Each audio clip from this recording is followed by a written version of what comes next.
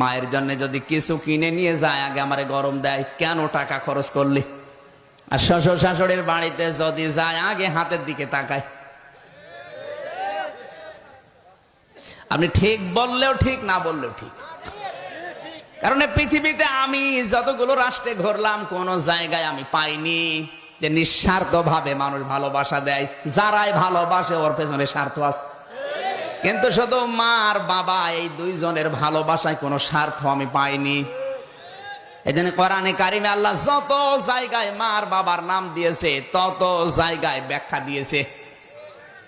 সূরা বাকারায়, সূরা বনী ইসরাইলে, সূরা আহকাফে, যত জায়গায় আমি পেয়েছি মা বাবার নাম তত জায়গায় পেয়েছি ব্যাখ্যা। আল্লাহ কি পাগল হয়ে গেছে? এত ব্যাখ্যা দিচ্ছে কেন? কারণ আল্লাহ জানে যে আমার পরে সব চাইতে বেশি এই লোকটার পেছনে শ্রম দিয়েছে ওর মা আর বাবা।